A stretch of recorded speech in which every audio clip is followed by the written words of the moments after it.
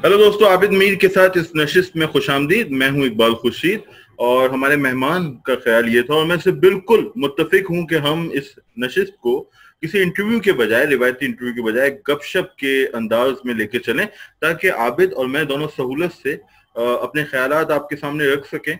अलबत्ता तारुफ करवाना मुझ पे लाजिम है तो बहुत मुख्तसर तारुफ करवाऊंगा। गुज़िश्ता 15 बरस में जो नुमाया कॉलम निगार हमारे सामने आए बलूचिस्तान में, आबिद मीर उनमें सर फहरिस्त हैं। साथ ही जो मेरी दिलचस्पी इनमें रही इनके काम में, वो इनका फिक्शन था, मुतासिर कुन फिक्शन। इनकी पहली किताब थी जुदाई का पेशलफ, एक नॉवल नुमा आप बीती कह लें, एक तजुर्बाती तख्लीक थी जो मेरे दिल को, जिसने बहुत मुतासिर किया। बाद में इनका अफसानवी मजमूआ आया जंग, मोहब्बत और कहानी, अगर मैंने नाम गलत नहीं लिया हो तो। और बाद में इनका अफसानवी सफर जारी रहा, लेकिन ये यही नहीं ठहरे। इनकी कई जहते हैं। ये नशर व अशात के मैदान में आए, इन्होंने अदबी जरीदा निकाला और बलूचिस्तान में जो अदबी तकरीबात होना शुरू हुई, जो कुतुब मेले हुए, फेस्टिवल हुए, उनमें हमेशा आबिद हमें नुमाया दिखाई दिए। तो जब भी बलूचिस्तान के अदब की बात होगी, मेरे जहन में आबिद मीर का नाम आएगा। तो आबिद, खुश आमदीद। शुक्रिया। ये मुख्तसर तो बिल्कुल भी नहीं था। चलें इसमें, लेकिन बहुत सारी बातें रह गई। तो पहले तो ये बताइए कि चूंकि हम एक गपशप कर रहे हैं, एक दोस्ताना नशिस्त है, तो कोयटा का इस वक्त मौसम कैसा है? कोयटा बाकी पाकिस्तान की निस्बत तो बहुत अच्छा है। कोयटा वालों के लिए गर्म सा है, लेकिन मेरा ख्याल है कि जो सूरत हाल आप कराची में भुगत रहे हैं उसकी निस्बत तो हम बहुत ही अच्छे हैं। अच्छा मौसम है, बादल हैं और कल से सुना है कि बारिश की भी पेशन गोई है। तो उम्मीद है कि हम बेहतर मौसम में बाकी पाकिस्तान के निस्बत। तो दोस्तों, पेशगोई तो कराची में भी है बारिश की, लेकिन कराची में बारिशें बहुत ही लीथल होती हैं और समझें कि अर्बन फ्लड का खतरा होता है। मौसम हमारे यहाँ बहुत ही जालिम है। बहरहाल हम आगे बढ़ते हैं। आबिद, ये बताइएगा कि पहले हम बहुत ही मौजूदा चीज़ों के बारे में बात करते हैं। अब हम आपको देखते हैं कि आप एक वेबसाइट शुरू करते हैं। आपने मतलब मुझे कहने दें कि भाई बहुत सारे दोस्तों को इल्म नहीं होगा कि आबिद ने कई चीज़ों की तरह डाली। अब जैसे नशर व अशात में किसी अदीब का आना, सस्ती किताबें शाये करना, हमारा जो अपना पब्लिशिंग हाउस है रवा, वो आप ही से, मैं कई बार कह चुका हूँ, आप ही के आइडिया से हमने मुतासिर होकर शुरू किया। फिर ये वेबसाइट की समत आने का क्या सबब रहा? सॉरी, आप आखिरी बात क्या थी? वेबसाइट के समत आने का क्या सबब रहा? आप तो प्रिंट के साथ भी थे ना? हाल अहवाल की आप बात कर रहे हैं? जी। हाल असल में जब आपको वो जो बैकग्राउंड का आप जिक्र कर रहे थे, हम एक ज़माने में यहाँ से एक अखबार निकलता था रोज़नामा आसाब के नाम से। आसाब ये एक लोकल कह लें, बलूचिस्तान का तो हम उसको कौमी अखबार कहते थे। जो मकामी अखबारात यहाँ से शाया होना शुरू हुए 21वीं सदी के इब्तिदा में या 90s के लास्ट में, उनमें एक नुमाया अखबार था। और उसकी एक खूबी ये थी कि ये पहला अखबार था जिसने एडिटोरियल पेज अपना सारे का सारा लोकलाइज कर दिया था, यानी सारे मकामी उस पर लिखने वाले शाया होते थे। ये पहली दफ़ा था, वरना यहाँ जितने अखबारात शाया होते थे, चाहे पाकिस्तान के जो मरकज़ी अखबारात हैं उनके एडिशन, या चाहे जो हमारे मकामी अखबारात शाया होते थे, वो भी अपने एडिटोरियल पेज पे मकामी लिखारियों को नहीं छापते थे, बल्कि पाकिस्तान के जो दीगर अखबारात, बड़े अखबारात हैं, उनमें से जिसको कॉपी पेस्ट हम कहते हैं, वहां से शाया होते थे। तो ये पहली दफा हुआ कि उन्होंने खबरों को भी लोकलाइज किया। ऑलमोस्ट 70-80% मकामी खबरें लीड में और सुपर लीड में शाया होने लगी। और इसी तरह जो पेज था, एडिटोरियल पेज, वो भी मकामी हो गया। और साथ ही उन्होंने एडिटोरियल पेज के साथ जो दूसरा पेज था, वो नस्ल नौ के नाम से फिर जो नौजवान लिखारी थे, नए लिखने वाले जो पहली दफा कॉलम लिखना चाह रहे हो, उनके लिए होता था। तो ये एक नया ट्रेंड था जो आसाद ने सेट किया बलूचिस्तान के अंदर।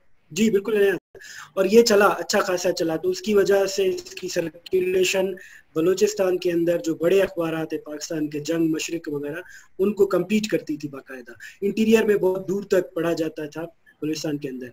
ये 2009 में फिर बंद हो गया, सरकार की तरफ से कुछ हमारे अपनी नालायकियां समझ लें। तो बहरहाल ये बज़ौर ताकत बंद हो गया। तो ये अखबार उसके बाद से एक खेप पूरी जारी, एक नर्सरी थी जो समझ लें सन 2000 से 2001 से शुरू हुई, लगभग 8-10 साल का अरसा है। उसमें दर्जनों लिखारी थे जिन्होंने बाद में मुल्की सतह के अखबारात में भी लिखा, उर्दू में भी, अंग्रेजी में भी, और उनमें से बाद ऐसे जो पाकिस्तान से बाहर चले गए और आज भी बड़े नामवर अंग्रेजी अखबारात में और मीडिया आउटलेट्स में लिखते रहते हैं।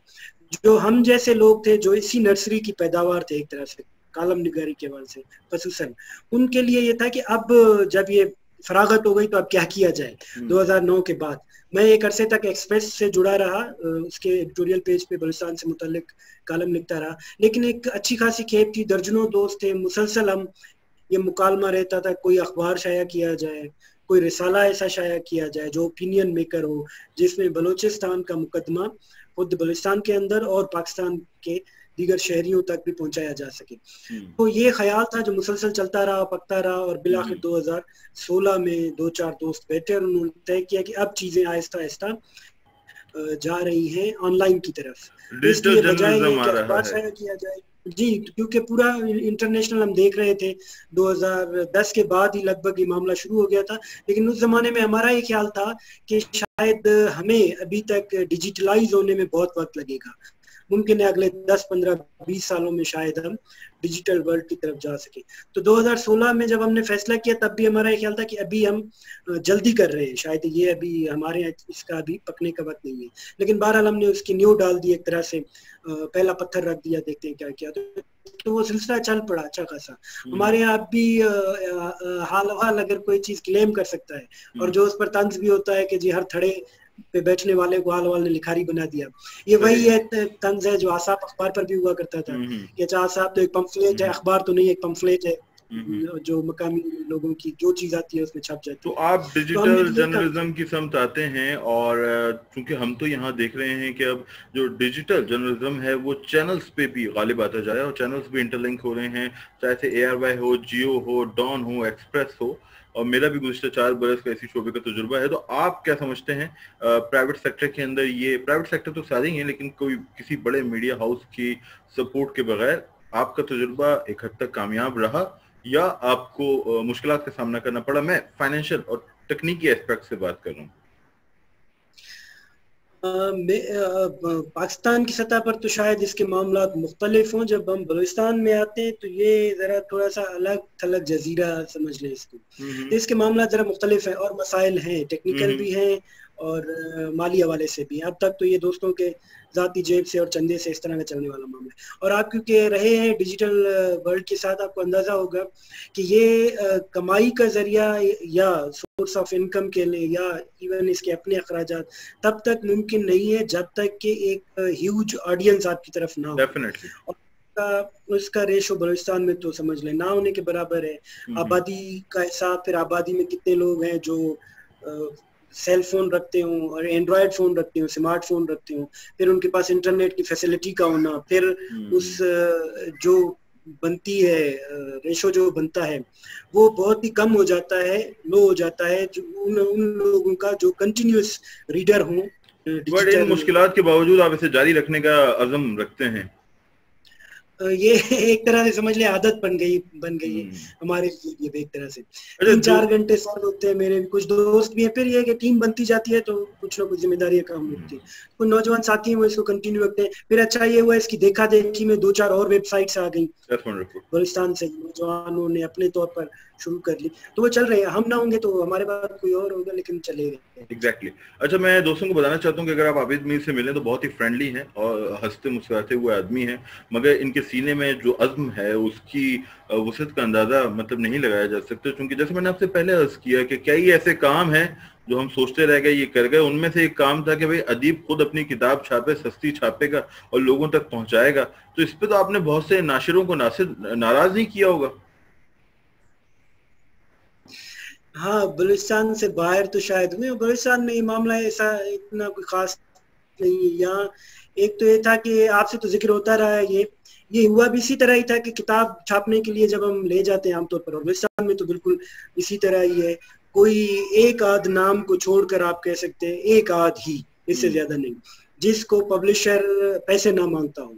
बड़े से बड़ा अदीब हमारा 60-70 साल की उम्र का, जिसकी आधी जिंदगी या कह लें कि 50 साल निफ सदी उसने लिखते हुए गुजारी हो, उसके लिए भी जब वो किताब ले जाएगा छापने के लिए तो पब्लिशर कहेगा जी पैसे इतने लगेंगे, पैसे दे दे, किताब छाप कर आपको दे दे। अच्छा, उसमें दिलचस्प ये होता था आप पैसे भी दें, किताब भी छपेगी, किताब छाप कर वो 500 या 1000 या 800 किताब डंप कर देगा, आपके हवाले कर देगा, आप जाने किताब जाने। अब जाहिर है जो राइटर आदमी है उसके लिए बड़ा मुश्किल होता है कि वो खुद किताब की मार्केट करे, دوستوں تک پہنچانا اور بات ہوتی ہے. تو ایک آدمی کتاب لکھے بھی, اس پر اپنے 2-4 روپے خرچ بھی کرے اور پھر وہ ڈمپ ہو کر پڑی رہے, تو یہ بڑا افسوسناک ہوتا تھا. تو اس لیے ہم نے اسی طرح کوئی دوستوں کے ساتھ طے کیا کہ بھائی اگر یہی کرنا ہے تو پھر خود کیوں نہ کر لیں. اگر کتاب پر پیسے بھی اپنے خرچ کرنے ہیں تو کم از کم اسے اور نہیں تو ڈمپ ہونے سے بچایا جائے, اسے ریڈر تک پہنچایا جائے جو جینوئن ریڈر ہے کتاب کا. اور وہ ہمیں اندازہ ہے کہ بلوچستان میں اس کا ریشو زیادہ ہے بنسبت ڈیجیٹل جو ریڈر ہے اس کی نسبت ہمارا جو کتاب کا ریڈر ہے وہ زیادہ ہے, سنجیدہ ریڈر ہمارے پاس زیادہ ہے. تو ہم نے یہ ایک تجربہ تھا, اسی طرح ہی کر کے دیکھتے ہیں, ہوا تو ہوا, نہیں ہوا تو ویسے ہی چل رہے ہیں, چلتا ہے. مہردر کے نام سے اپنی ایک تجربہ کیا اور تجربہ چل پڑا. مہردر کے نام سے ایک دوست کا دیا ہوا نام تھا. افضل مراد صاحب ہمارے بڑے اچھے رائٹر ہیں, سینئر. ایک زمانے میں ان سے بات چیت ہوئی تو ان کا یہ خواب تھا کہ میں ایک ایسا ادارہ بنایا جائے تو اس کا نام مہردر ہو. نام بڑا اچھا تھا تو ہم نے. ابھی بھی یہ سلسلہ جاری ہے یا اس کی رفتار کچھ کم ہوئی ہے؟ جاری ہے اپنی رفتار سے. ہماری رفتار ہمیشہ کچھوے والی رہی ہے, خرگوش والی چھلانگیں ہم کم ہی مارتے ہیں, تو اسی کچھوے والی رفتار سے چل رہا ہوتا ہے معاملہ جاری. اچھا, آپ نے بات کی ظاہر بات ہے بلوچستان میں بہت ریڈر ہے اور ہم اجرا شائع کرتے ہیں تو ہم دیکھتے ہیں کہ بلوچستان سے جو ہمیں فیڈ بیک ملتا ہے اور جو کتاب خرید کے پڑھنے کا جو سلسلہ ہے وہ بہت ہی قابل تعریف ہے. اچھا, عابد سے متعلق جب ہم بات کریں گے تو ان کی افسانہ نگاری تو میری توجہ کا محور ہے اور میں اس کا معترف ہوں, لیکن عابد نے ترجمے بھی بہت زبردست کیے اور یہ آرٹ آف وار کا ترجمہ اس وقت میرے سامنے ہے اور عابد نے اس کے علاوہ بھی کام کیا. تو ترجمہ کا تجربہ کیسا رہا جناب؟ ترجمہ ایک طرح سے آپ سمجھ لیں وہ کوئی خاص شوق نہیں تھا ایسا, یہ ایسی ضرورتاً ہوتا رہا. شروع میں جب میں آساب اخبار میں تھا تو وہاں پر میں آیا تھا بنیادی طور پر سندھی جرنلزم سے ہوتا ہوا. حیدرآباد میرا 2-3 سال اور میں نے جرنلزم وہیں سے شروع کی تھی. تو جب یہاں آیا 2004-5 کا زمانہ تھا اور یہ مارا ماری انسرجنسی وغیرہ نئی شروع ہوئی تھی, تو بلوچستان پر بے تحاشا لکھا جا رہا تھا مختلف میڈیمز میں, اردو کے علاوہ بھی انگریزی میں اور سندھی میں. تو میں کیونکہ میرا یہ اسٹڈی ہوتی تھی, پڑھتا رہتا تھا چیزیں سندھی کی بھی اور انگریزی کی بھی, خصوصاً بلوچستان پہ جو چھپتا تھا اس میں جو مناسب لگتا تھا یا چاہتا تھا کہ یہ شیئر ہونا چاہیے بلوچستان کے ریڈر کے ساتھ بھی, تو اس کو ترجمہ کر لیتا تھا سندھی سے اور انگریزی سے, ان دونوں زبانوں سے. یہ مختلف تراجم تھے اخبارات میں جو شائع ہوتے رہے, انہی میں سے ایک یہ ترجمہ بھی یہ تھا. کتاب جو ہاتھ لگی تھی دی آرٹ آف, پہلی کتاب تھی, باضابطہ کتاب تھی جی. یہ بھی اسی طرح کی قسطوار چلتا رہا آساب میں, پھر بعد میں وہ کتابی صورت میں. جب اس زمانے میں شاید جس کی ضرورت بہت تھی ہر طرف سے, تو اس لیے یہ 2-3 ایڈیشنز میں فوری طور پر چھپا بھی اور بکا بھی. اچھا, میں دیکھنے والوں کو, مجھے نہیں پتا ہمارے کتنے ویورز ہمیں ملیں گے, لیکن انہیں بتانا چاہوں گا کہ بلوچستان کے بارے میں بہت ساری باتیں سے جہاں ہمارے دوست ناراض بھی ہیں, شکوہ بھی کرتے ہیں کہ ہم نہیں سمجھتے ان کے مسائل. میں صرف ادب کے اسپیکٹ سے کہوں گا کہ وہاں کے ادب کے بارے میں بھی ہم نہیں جانتے. اب آپ دیکھیے کہ دنیا بھر میں یہ بات کہی جاتی ہے, کراچی میں, لاہور میں, کہ کسی شخص کو اس کی زندگی میں خراج تحسین پیش کیا جائے. تو اگر آپ بلوچستان جائیں تو آپ کو پتہ چلے گا کہ یہ سلسلہ تو وہاں جاری ہے, کہ وہاں شاہ محمد مری مسلسل ان قداور لوگوں پہ لکھتے رہے ہیں جن کے ساتھ ان کی زندگی گزری ان کی زندگی میں. اور ہمارے دوست عابد میر نے بھی اس منفرد شخص کے بارے میں, اس درویش کے بارے میں ایک کتاب لکھی جو ابھی ہمارے سامنے ہے, میں آپ کو دکھانا چاہوں گا. ڈاکٹر شاہ محمد مری پہ عابد میر نے اسے ترتیب دیا ہے. تو یہ ایک نقطہ ہے کہ بھائی بلوچستان کے اندر ہم نے یہ دیکھا کہ جو قداور شخصیات ہیں انہیں خراج تحسین ان کی زندگی میں پیش کیا جاتا ہے. اور ابھی ہم شکیل عزیز زیادہ نمبر لائیں تو ہمیں دوستوں نے کہا کہ آپ نے بڑا اچھا کام کیا کہ آپ ان کی حیات میں انہیں خراج تحسین پیش کیا. تو بلوچستان میں تو یہ سلسلہ عام ہے. تو شاہ محمد مری کے بارے میں کچھ بتائیے جناب. مری صاحب کے بارے میں کیا بتائیں, جتنا میں نے بتانا تھا وہ تو کتاب میں بتا دیا تھا. اصل میں یہ روایت بھی ہمارے انہی بزرگوں نے شروع کی, مری صاحب نے ہی. جب ماما عبداللہ جان کی میرا خیال ہے 80ویں سالگرہ تھی, تو انہوں نے ایک بڑی تقریب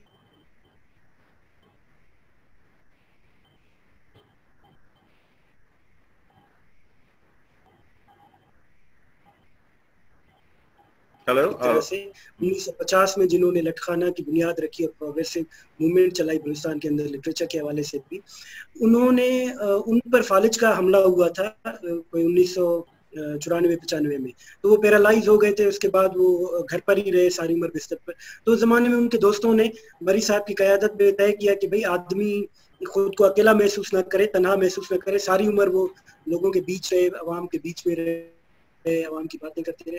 تو کیوں نہ ہر, اس زمانے میں جمعے کو چھٹی ہوا کرتی تھی, یہ نواز شریف کا دور تھا میرے خیال, تو انہوں نے طے کیا کہ ہر جمعے کو ان کے گھر پر جمع ہوتے ہیں سب دوست مل کر, ادیب رائٹرز لکھنے والے. تو اس کا نام طے پایا تھا بی جے پی, بلوچستان جمعہ پارٹی. ہر جمعے کو صبح 11 بجے سے 1 بجے تک 2 گھنٹے 1.5-2 گھنٹے کے لیے جمع ہوتے, اور وہ انفارمل قسم کی گپ شپ ہوتی تھی, حال وال ہو گیا, گپ شپ ہو گیا, لٹریچر میں کیا ہو رہا ہے, آپ کیا پڑھ رہے ہیں, آپ کیا پڑھ رہے ہیں, سیاست میں کیا ہو رہا ہے وغیرہ, اس طرح کی گپ شپ ہوتی تھی. وہ ایک طرح سے ریوارڈ بھی ہوتا تھا اور اس آدمی کی دلجوئی بھی ہوتی تھی, اور اس کا نتیجہ یہ ہوا کہ وہ آدمی باوجود تمام تر بیماری اور مایوسیوں کے 20 سال 25 سال تک وہ حیات رہے, اور مور دین 90 کی ایج میں, 94 ایئر کی ایج میں 2016 میں. تو خراج تحسین پیش کرنے کا ایک سلسلہ تھا. یہ ایک روایت ہمارے اپنے انہی بزرگوں نے ڈالی تھی. تو ہمارا یہ جب ریٹائر ہو رہے تھے 2013 میں مری صاحب, تو ہمارے ذہن میں یہ خیال آیا تھا, دوستوں سے ڈسکس کیا کہ بھائی یہ روایت جاری رہنی چاہیے, اور جو ہمارے لوگ ہیں کام کرنے والے, ان کو زندگی میں ہی خراج تحسین پیش کیا جائے. مرنے کے بعد تو شیخ ایاز نے کہا تھا میں مر گیا, میری قبر پہ اب مشعلیں جلاؤ تو کیا, مجھ پہ پھول برساؤ تو کیا. تو اس کے بعد آپ اس پر نظمیں پڑھتے رہے اور ان کو خراج تحسین پیش کرتے رہے, یا چاہے برا بھلا کہتے رہے, ان دونوں کا اس آدمی کی صحت پہ کوئی فرق نہیں پڑنے والا. تو جب تک آدمی حیات ہے, اس کے بارے میں جتنی اچھی باتیں ہو سکتی ہیں, اس کو جتنا ریوارڈ ہو سکتا ہے وہ دینا چاہیے. اس طرح کی ایک کوشش تھی, اور ہماری خواہش ہے کہ ہم بلوچستان میں اسے ایک سلسلہ ایک شروع کر سکیں.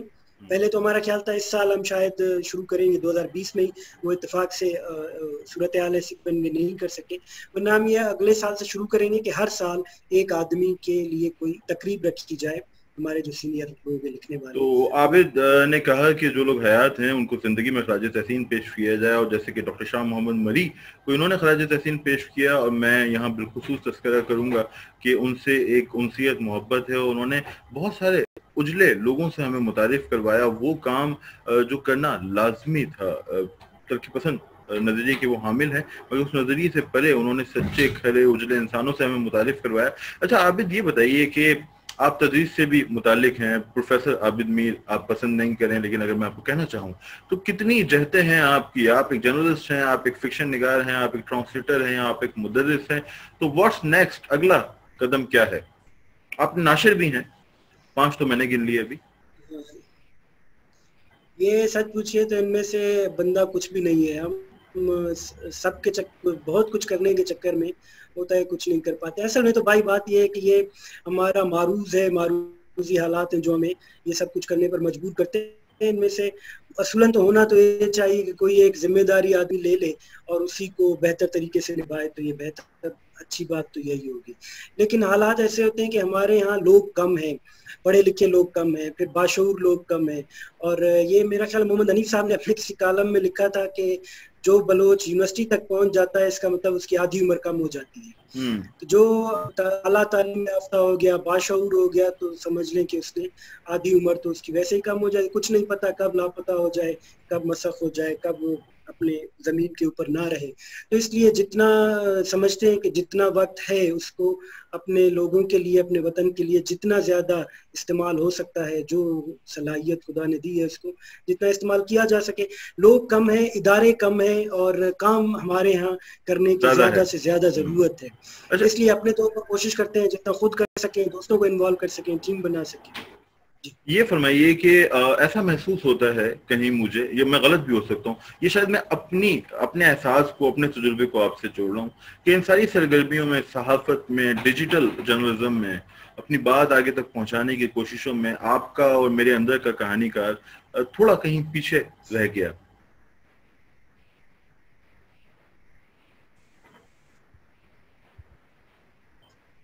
عابد آپ کو میری آواز آ رہی ہے؟ اس کو میں ذاتی طور پر محسوس کرتا ہوں. جی اصل میں خود بھی ذاتی طور پر اپنے حوالے کے لیے جب بھی دوست تعارف کرواتے ہیں, میں میرا بنیادی حوالہ میں خود پسند کرتا ہوں لکھنے میں, بطور کہانی کار ہی خود کو زیادہ اچھا لگتا ہے مجھے. میں نے جب کالم لکھنا شروع کیا, میں تذکرہ کر چکا ہوں اپنی کتاب میں بھی, تو مجھے جب ایڈیٹر نے کہا آپ نے کالم شروع کرنا, میں حیران تھا کہ بھئی کالم نگار ہمارے خیال میں بہت بڑا آدمی ہوتا تھا اس زمانے میں, کالم پڑھتے تھے, کوئی عالم فاضل آدمی ہوگا جو کالم لکھتا ہوگا. میں تو کہانی لکھتا ہوں. انہوں نے مجھے یہی کہا کہ اچھا تم کہانی ہی لکھو, اس کو ہم کالم بنا کر چھاپ دیں گے. تو اس زمانے میں میں نے کالم کہانی کے عنوان سے ہی شروع کیا تھا. اعصاب میں वो कहानियां ही होती थी। अब मैं फेसबुक पे दोबारा देना शुरू की है, कुछ दिनों से मैं उसको शेयर कर रहा हूँ।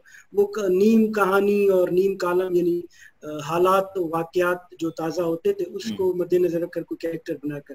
कहानी का बुनियादी मसला ये है कि कहानी को चाहिए वक्त, चाहिए उसको तवज्जो चाहिए और उसको गहराई चाहिए। जबकि कालम का मामला ये है कि ताज़ा वाकयात और मामूल के जो मामलात हैं उन पर आप अपनी सिर्फ राय रख सकते हैं। और ये फिर जो सोशल मीडिया के आउटलेट्स हैं उन्होंने मजीद मुतासिर किया है कि हम सब आदी हो गए हैं रद्द अमल देने के, हम सब रिएक्शनरी हो गए। जो कोई भी वाकया हो तो हम समझते हैं कि अब लाजमी मेरे जिम्मे ये है कि मैंने इस पर अपना फौरी रद्द अमल देना। दुनिया में कुछ हो रहा हो, पाकिस्तान में कुछ हो रहा हो, तो हम रद्द अमल के आदी होते जा रहे हैं और ये कोई अच्छी आदत नहीं है। मैं इससे खुश नहीं, ज़ाती तौर पर भी मैं समझता हूँ कि इससे बचना चाहिए। तो फौरी रद्द-ए-अमल की वजह से वो गहराई नहीं आती, वो फलसफियाना जहत नहीं आती जो फिक्शन में आती है। तो अब हम मिनी कहानियां लिखते हैं, हम एक वाक़ये पे नज़्म लिखते हैं, हम एक कॉलम लिखते हैं, तो वो रद्द-ए-अमल तो होता है, शायद ट्रेंड भी बन जाए, क्योंकि ट्रेंड्स तो होती ही फौरी चीज़ के, लेकिन वो गहराई की कमी उसमें होती है। ऐसे दोस्त अगर हमें देख रहे हैं तो यकीनी तौर पर जूम की मीटिंग है, हम इंटरनेट पे इलेक्ट्रिसिटी पे रिलाई कर रहे हैं, तो कहीं कहीं आपको थोड़े से जक महसूस हो रहे होंगे, मगर मैं समझता हूँ कि 99% बातें आप तक पहुंच रही होंगी। तो आप कुछ मुख्तसर सवालात करूंगा। क्या सबब है कि इतना पुरकुवत फिक्शन निगार आगा गुल बलूचिस्तान से था और हम उसके अल्फाज की, उसकी फिक्शन की तपिश को पूरे पाकिस्तान में महसूस नहीं कर सके? क्या सबब था कि बलूचिस्तान की फिक्शन को संजीदा नहीं लिया गया, या वाकई ऐसा हुआ कि वो किताबें नहीं पहुंच सकी? नहीं, सिर्फ फिक्शन क्यों भाई, बलूचिस्तान की कौन सी बात है पाकिस्तान के बाकी लोगों तक? हम ताज़ा रोना रोते रहे। अभी हमारे मकरान में एक वाकया हुआ, पूरी एक तहरीक उठी। ब्रह्मश के नाम से एक बच्ची थी हमारी 4 साल की, जख्मी हुई, उसकी वालदा कत्ल हो गई एक डकैती के वाकये में। एक हफ्ते 10 दिन के अंदर बलूचिस्तान के 40 शहरों में एहतजाज हुआ। 40 शहरों में, पूरे पाकिस्तान पे खामोशी छाई थी। एक मंदिर का मामला उठता है, पूरा पाकिस्तान उस पर रिएक्शन देता है अपना, उसके हक में या मुखालफत में रिएक्शन होते हैं। तो ये पूरी एक तहरीक चली, इसके हक में या मुखालफत में कोई बात नहीं हुई कहीं पर। तो इस तरह, तो इसलिए कोई भी मामला हो बलूचिस्तान का, हाँ अलबत्ता हमला हो जाए, खुदा का कोई मजदूर मारे जाए तो उस पर पूरा पाकिस्तान का रिएक्शन आता है। बलूचिस्तान से पॉजिटिव चीज़ों का रिएक्शन वैसे ही नहीं लिया जाता। जो नेगेटिव इम्पैक्ट है हमारा वो जल्दी हाईलाइट होता है, मीडिया में भी, मेन स्ट्रीम में भी, सोशल मीडिया में भी। तो हमारे फिक्शन के मुतालिक यही रवैया है, हमारी शायरी के मुतालिक यही रवैया, पूरे लिटरेचर के मुतालिक यही रवैया। तो आगा साहब भी क्योंकि एक तरह से लिखने के कम से कम लिटरेचर की हद तक फकीर बन जाती है, किताब लिखी, छापी, दोस्तों को पहुंचा दी, कहीं तक पहुंची नहीं पहुंची, वो उनका इतना ज्यादा दर्द-ए-सर नहीं होता है। किसी ने उस पर राय दी, नहीं दी, लोगों ने राय दे दी तो ठीक है, नहीं दी तो क्या हो गया इससे। और ये मजमूई रवैया है बलूचिस्तान के अदीब का। तो जनाब, ये तो हमारी गुफ्तगू चल रही थी अदब पे और सियासत पे भी थोड़ी बहुत बात हुई, लेकिन कुछ अब मैं लाइटर साइड पे आऊंगा। फिल्मों में आपको दिलचस्पी है? फिल्में आप देखते हैं? हाँ, देखने की हद तक ही है। तो कोई अदाकारा पसंद है? हाँ, जितने मैं ज्यादातर अपने हमारे जो फिल्मी ज़ौक़ को बेहतर बनाने में हमारे दोस्त जुल्फ़िकार अली जुल्फ़ी का बहुत हाथ है। वो हमारे फिल्म एक्सपर्ट भी हैं, फिल्म के तबसरा निगार हैं, तज्ज़िया निगार, बल्कि मैं उन्हें बलूचिस्तान का और पहला बलोच फिल्मी तबसरा निगार कहता हूँ, जिन्होंने बाज़ाब्ता तौर पर तबसरा निगारी का आगाज़ किया। तो उनसे मदद लेकर फिल्में देखते हैं ज़्यादातर। मैं, हमारे शुरू से ही टेस्ट हमारा आर्ट फिल्मों की तरफ ज़्यादा ही रहा था। तो कोई एक्टर जो आपको पसंद हो, कोई हिदायतकार जो आपको पसंद हो? यकीनन मैं बहुत शौक से अगर किसी को देखना चाहूँ, जिसकी सारी फिल्में देखता हूँ, तो नसीरुद्दीन शाह साहब हैं। और फिर इसी लाइन के जितने भी लोग हैं इंडियन फिल्म इंडस्ट्री में खास तौर पर, वो सब पसंदीदा ही रहे। आखिरी आदमी हमारा इरफान खान था, जो हाल ही में छोड़ गया हमने। तो क्या इंतखाब होगा दोबारा जिंदगी में, फिक्शन निगार या कॉलम निगार? अगर एक का इंतखाब करना हो तो? नहीं, फिक्शन निगार, यकीनन फिक्शन निगार। और फिक्शन निगार हैं तो अगली किताब आपकी कहानियों की कब तक हम तक पहुंचेगी? किताब तैयार है, इंशाल्लाह इसी साल, जरा मामला बेहतर होंगे तो इसी साल किताब। और एक सुबह आपकी आंख खुले और आप खुद को जुल्फ़िकार अली जुल्फ़ी की जगह पाएं, तो किस फिल्म पे तबसरा लिखेंगे? बहुत मुश्किल है यार। एक तो उसकी जगह पे होना बहुत मुश्किल है, इसलिए कि उस आदमी की जगह बहुत मुश्किल और बहुत ही मुश्किल और बहुत ही जिम्मेदारी वाली जगह है। तो मैं तो उस जगह के लिए खुद को तैयार ही नहीं पाता किसी भी सूरत में। फिल्मों में तबसरे में वैसे शौकिया लिखता रहा हूँ, जुल्फी की दोस्ती से बहुत पहले की बात है। जुल्फी के तबसरे पढ़ने के बाद अंदाजा हुआ कि भाई ये अपनी लाइन नहीं है, इसमें कूदने की जरूरत नहीं है, इसमें हमसे ज्यादा अच्छे लोग मौजूद हैं। तो मैंने कि हाँ, अब अंग्रेजी फिल्में देखना शुरू की थी दोस्तों की तजवीज पर। तो अब ब्यूटीफुल माइंड देखी थी कुछ अर्सा पहले, बहुत अच्छी फिल्म, मेरा ख्याल है किसी दिन लिखने का मूड होगा। शाह मोहम्मद मरी को किस शख्स पे किताब लिखने का मशवरा देंगे? किस शख्स पे लिखने, मेरा ख्याल है कि हम काफी दोस्त उनसे मुतालबा कर चुके हैं और मेरा भी मुतालबा होगा कि मरी साहब को खुद पर किताब लिखनी चाहिए। वाह। वजाहत मसूद या आमिर हाशिम खाकवानी, कौन सा कॉलम निकाल, किसका मुंतखब करेंगे कॉलम?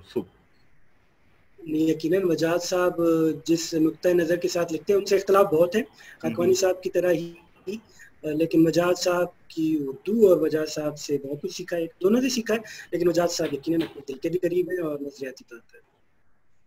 जबरदस्त। अच्छा जनाब, सवाल तो बहुत हों, लेकिन गुफ्तगू जो है हमें इसे महदूद रखना है ताकि हम इसे बेहतर अंदाज में आपके सामने प्रेजेंट कर सकें। और कई मेरे जहन में सवालात थे आबिद से करने के, तदरीस से मुतालिक, सियासत से, सहाफ़त से मुतालिक, लेकिन जो बुनियादी सवालात थे उसका जवाब मुझे मिला। तो जनाब, अब कब मौसम गर्मा में कराची आ रहे हैं? मैं अपने दोस्तों को बताना चाहूँगा, आखिर में एक दिन आबिद मीर कराची से, कोयटा से निकले, कोयटा के सर्द मौसम में अच्छी तैयारी के साथ, और जब वो कराची उतरे तो उन्हें पता चला कि यहाँ दर्जा हरारत था कुछ 38 के करीब, जो हमारे लिए तो काबिल बर्दाश्त था, मगर जितनी तैयारी के साथ आए थे वो इनके लिए बहरहाल लीथल रहा। तो अब बताइए कि कब कराची आपकी आमद है? गर्मियों में आएंगे दोबारा या आप सर्दियों में आना का इंतखाब करेंगे? गर्मियों में तो मैं बिल्कुल नहीं निकलता हूँ, कोयटा छोड़ना बहुत मुश्किल होता है इस वक्त, तो वैसे भी वबाई सूरत हाल है, निकलना कोई है नहीं। और कराची की तरफ आने का इरादा, अक्सर तातीलात होती है हमारे सर्दियों की, तो दिसंबर, जनवरी, फरवरी, और मेरा ख्याल कराची के लिए मुनासिब मौसम भी है, तो इंशाल्लाह आपसे जनवरी, दिसंबर जनवरी में मुलाकात। और फिर हम किसी सब्जी की दुकान ढूंढेंगे सड़क किराने, अगर कोरोना की वबा ने हमें ये मौका दिया। आखिरी सवाल, कोरोना वबा है या साजिश है? यार जितने मैं इस वक्त जब आपसे बात कर रहा हूँ, अब से सिर्फ चंद मिनट पहले मेरे घर में हमारी एक कज़न है, यूनिवर्सिटी की स्टूडेंट है, जवान बच्ची है, वो उनका कोरोना पॉजिटिव आ चुका है और मैं इस वक्त उनको ऑक्सीजन लगा के आ रहा हूँ 15-20 अल्लाह ताला उन्हें शिफा दे, उनके लिए आसानी पैदा करे। बिल्कुल। हम सब आबिद मीर को पढ़ते रहें, उन्हें सुनते रहें। दोस्तों, ये थी आज की नशिस्त आबिद मीर के साथ। इकबाल खुर्शीद को दीजिए इजाजत, फिर मुलाकात होगी किसी नशिस्त में, और उम्मीद रखता हूँ कि ये हमारी काविश, जो कोशिश है इस बुरानी सूरत हाल में आप तक अपनी बात पहुंचाने की, उसे थोड़ी बहुत तकनीकी खामियों के बावजूद आप अपने दिल से लगाएंगे, जैसे कि हमने कराची की गर्मी को अपने दिल से लगा रखा है। बहुत शुक्रिया। खुदा हाफिज। खुदा हाफिज आबिद। Thank you.